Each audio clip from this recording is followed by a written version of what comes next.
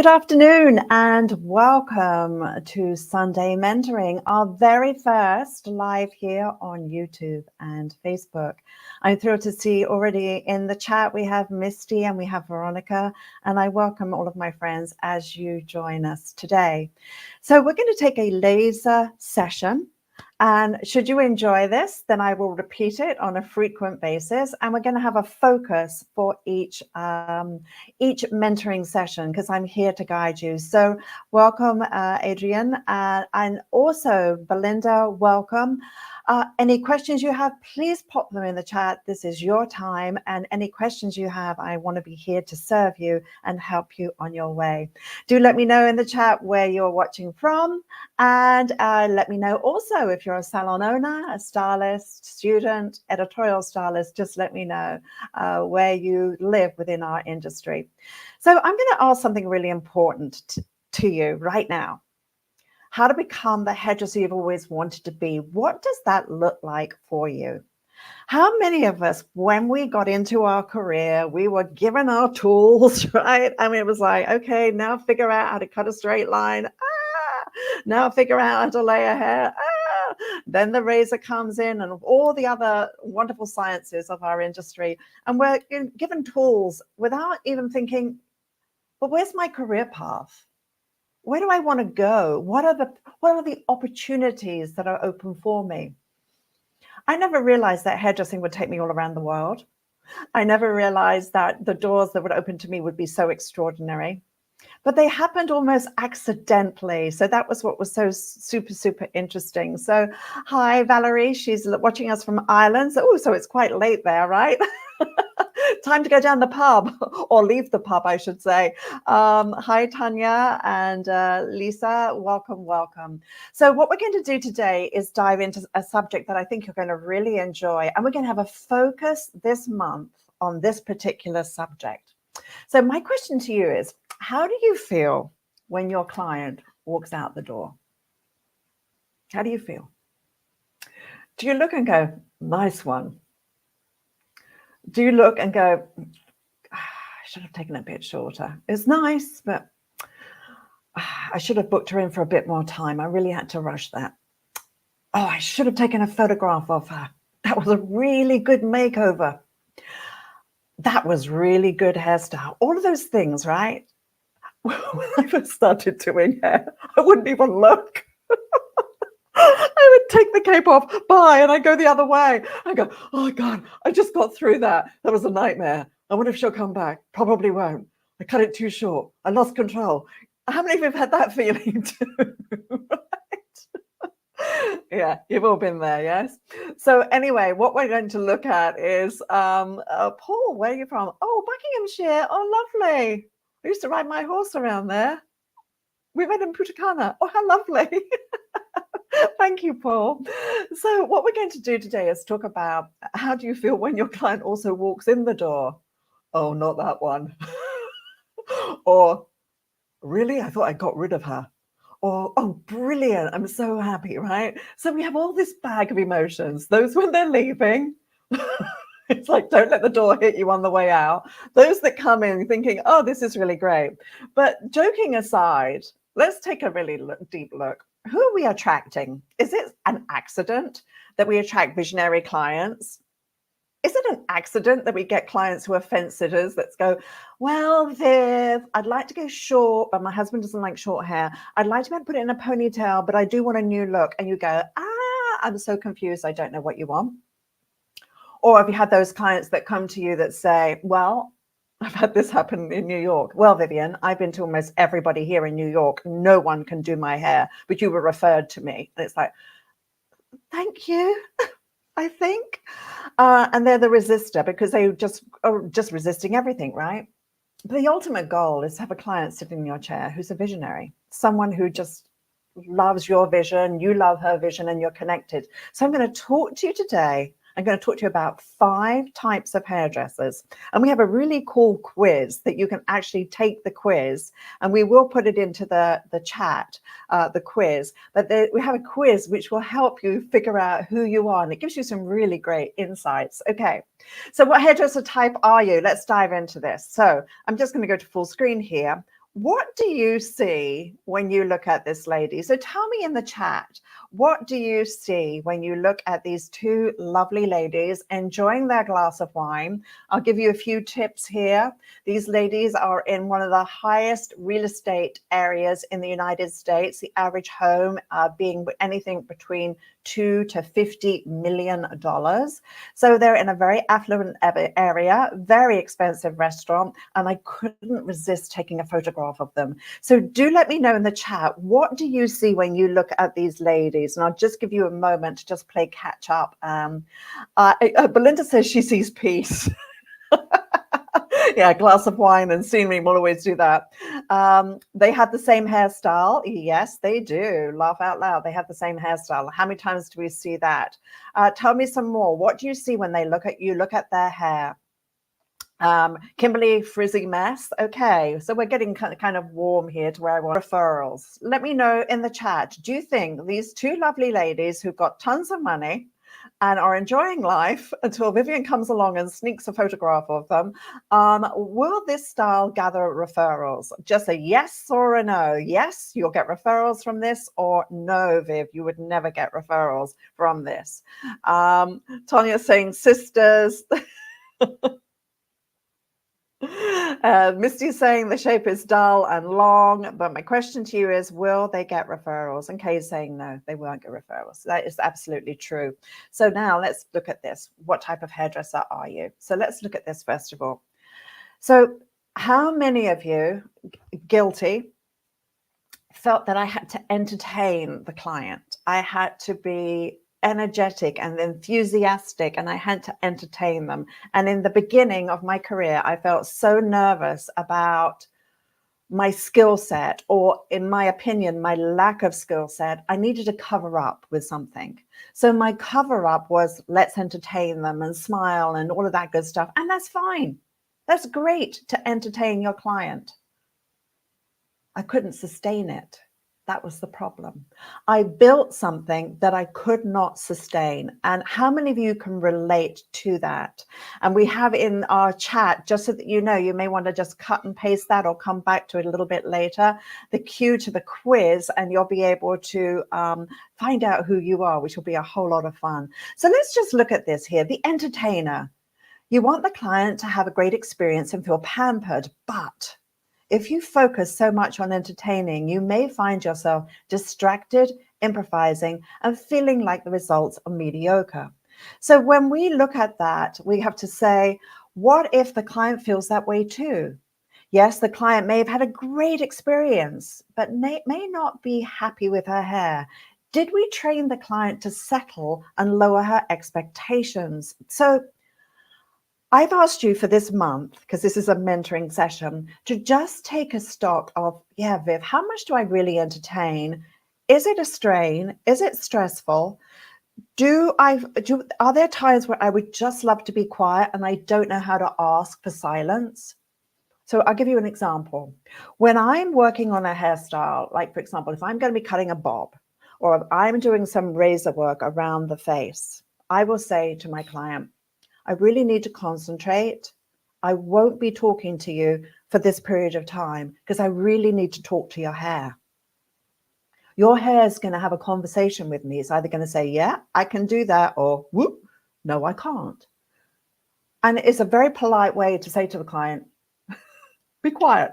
I need to concentrate, because this is the reality, right? The hardest thing in business is to bring in new habits that will serve you better and get rid of habits that don't serve you.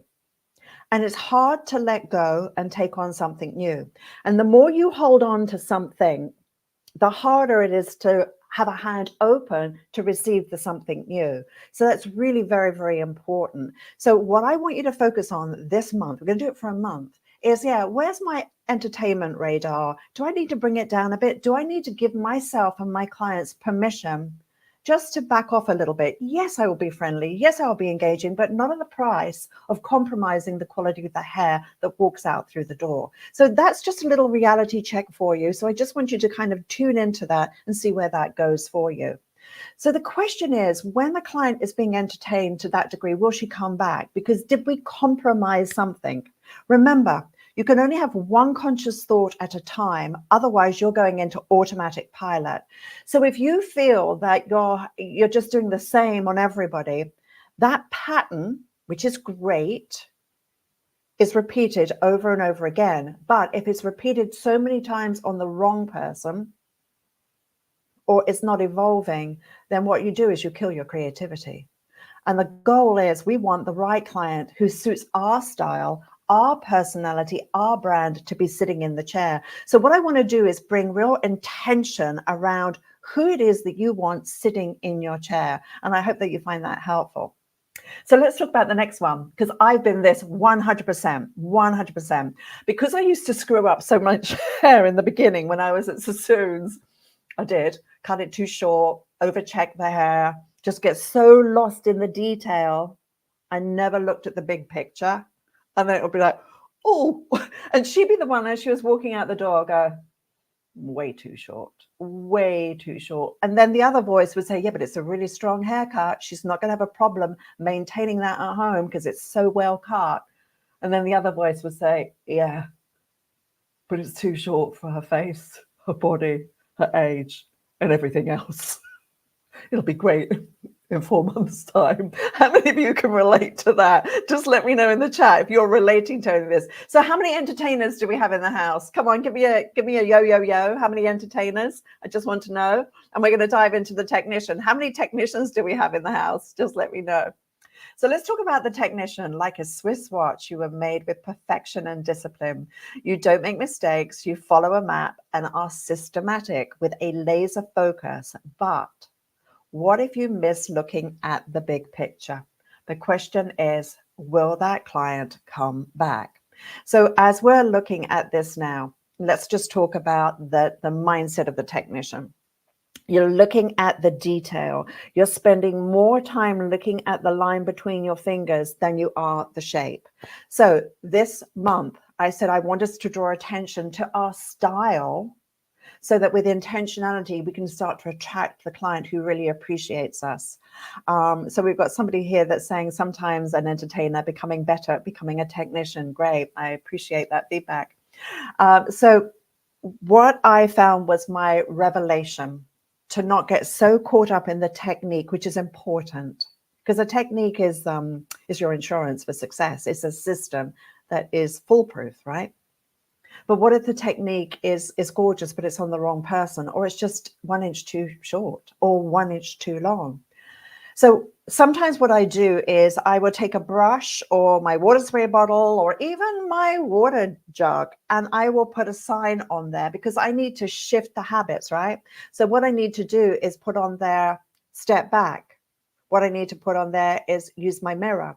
I need a visual trigger to change a behavior. So if you're deep into your technical stuff and you like everything very neat and tidy and buttoned up, my challenge to you this month will be, okay, what's it going to take for me to use my mirror more?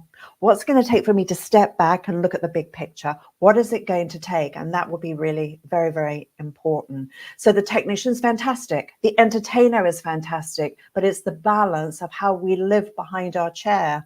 And the big thing that I'm talking about right now is, how have we trained our clients? Have we trained them to expect entertainment? Have we trained them to expect a very focused, we're very zen and very into our work? How have we trained them?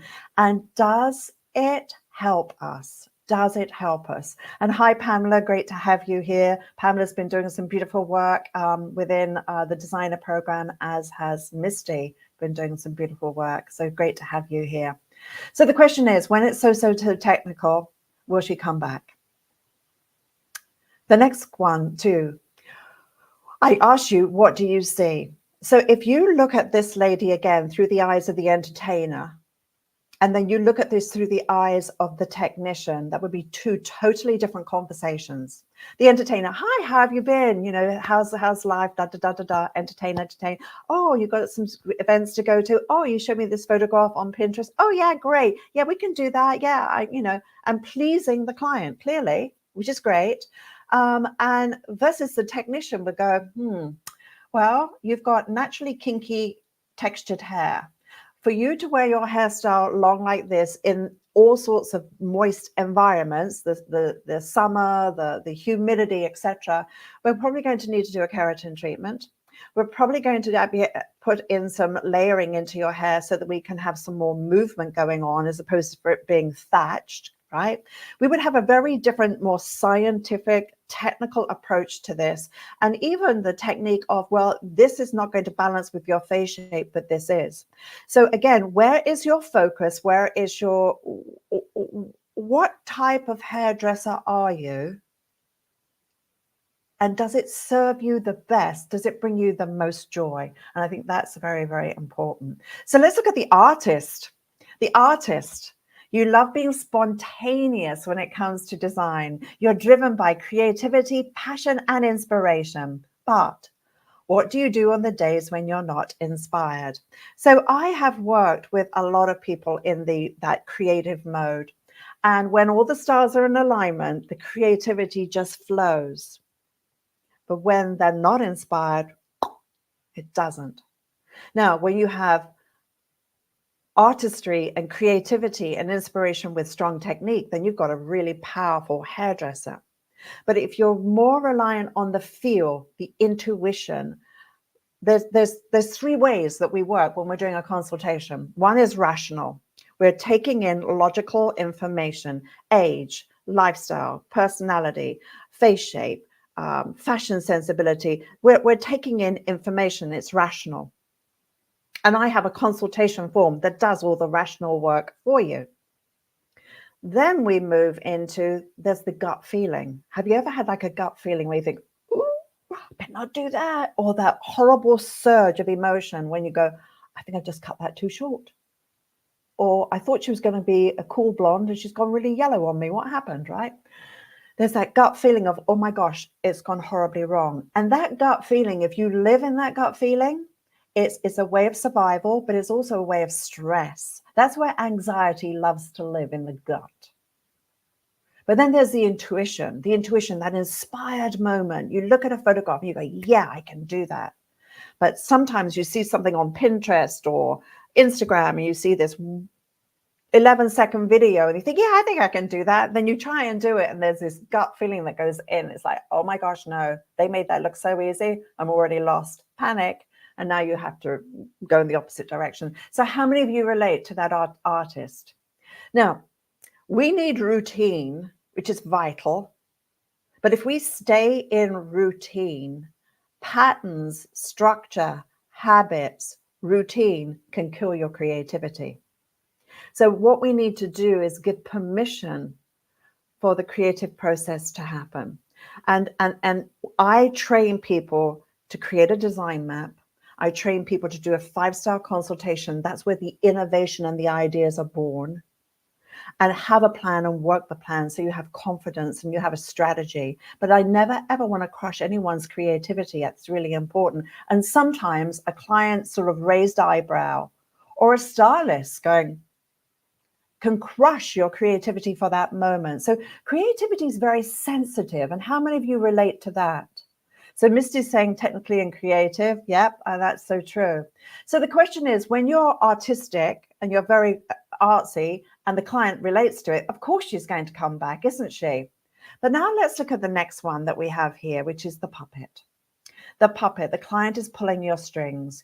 You want to please your client at any cost. You're like a waiter. You take your order saying, oh, what are we doing today? But when you're programmed to say yes, you could be compromising what's truly best for your client by playing it safe. And that's what's super, super, super dangerous.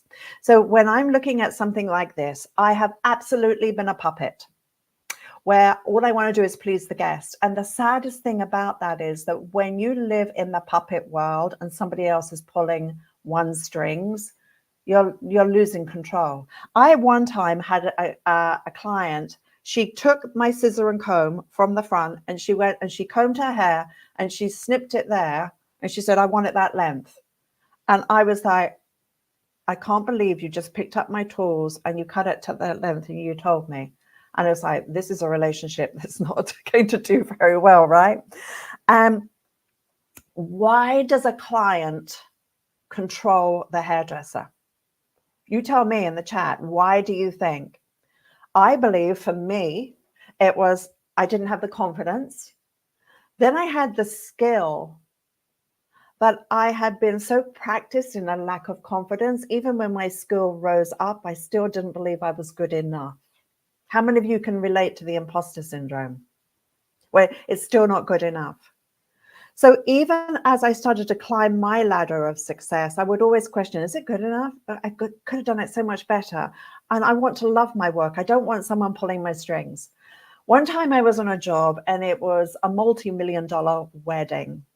And I did this bride's hair and she was controlling every single thing that happened during this experience. The mother-in-law bragged to me about the famous hairdresser she went to in New York. She bragged to me about how her hair usually is. And she told me the brush that I should use. And she told me where every single section of that brush should be in order to get the look that she wanted. Now, maybe she was helping me. Maybe she just wanted to be in control to make sure she got the right look. I felt this small. So that shows you my lack of confidence and my insecurity. But I all of a sudden felt like I was just this puppet with this client pulling my strings. I got paid a lot of money that day, cash. I walked out with several $1,000s in cash. And as I walked down Madison Avenue in New York, I cried. And I thought, Viv, that was one of the worst experiences you've ever had. And then the other voice said, yeah, but you just made a whole bunch of money. And I said, no, you just sold your soul. And I thought, if I was going to let people pull my strings like that for my career, I wouldn't have lasted this long, clearly. But I wouldn't last a day.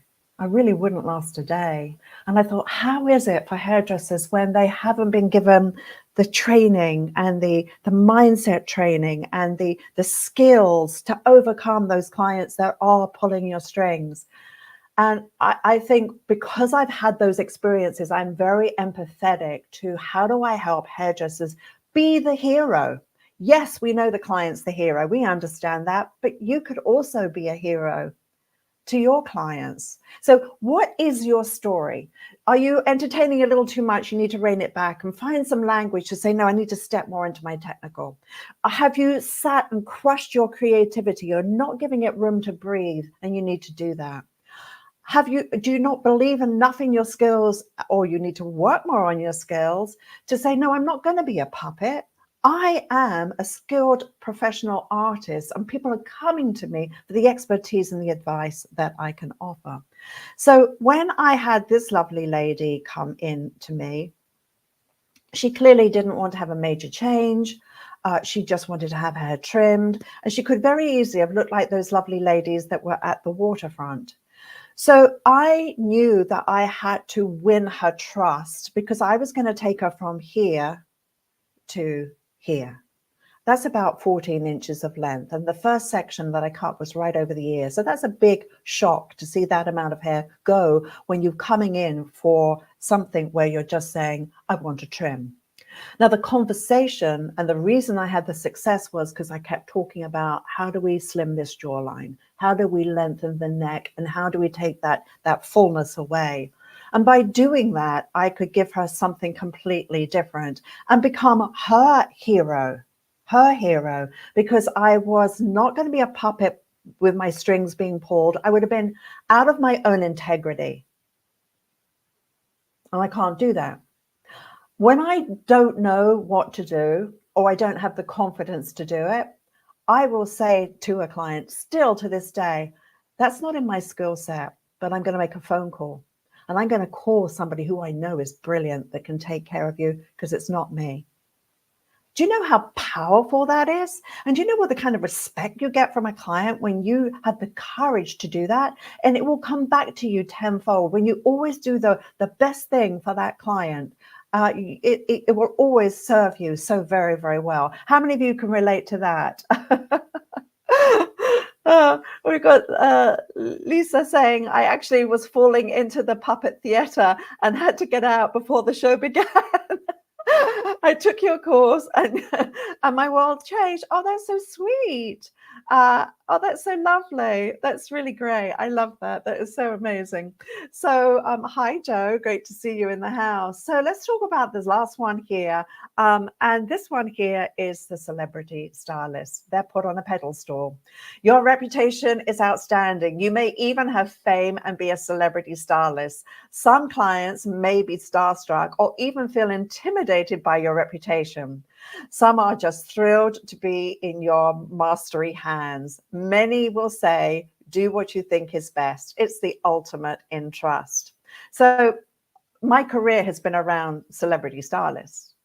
And what's fascinating about the ones who are celebrity stylists who have lasted the passage of time, as they climbed that ladder, they got slammed and they got knocked and they got slammed and they got knocked because every job got bigger and bigger and bigger. And the celebrity that they were working on became bigger and bigger. And it's very humbling, very humbling. You're in a photo shoot, it's very humbling. You do fashion shows, it's very humbling. All of those bigger jobs that are out there can be very humbling. So the celebrity hairdressers that I know would, number one, not even say they're a celebrity hairdresser, but they are. But I've watched them when they have a client sit there, they're either like, oh my gosh, I can't believe this person's doing my hair. You know, I've saved up all my money to come here and to fly here to have this person touch my hair.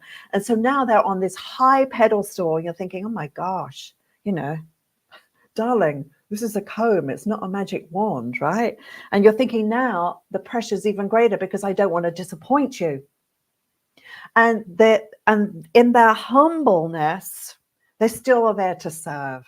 And I think that's the key. When you get to that status, you're still there to serve and you remember who the most important person is. So I've been blessed to be around those celebrities. But what I do know is that that's the ultimate in trust. So it's the balance between being the entertainer, being technical, and being artistic. That is so very important. So that when I'm looking at my world here, if I am being a puppet, and my strings are being pulled, the outcome of this hairstyle may just be a trim. It may be very simple, where really this lady may need a major, major transformation.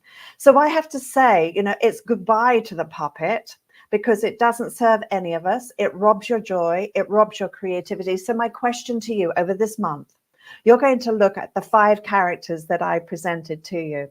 And you're going to look at where do I live there and what do I need to do to take me, my skills, my clients to that next level? What is a roadblock or a barrier that's getting in the way and stopping me from having the success that I really, really want? And I'm just keen to hear what that would be for you.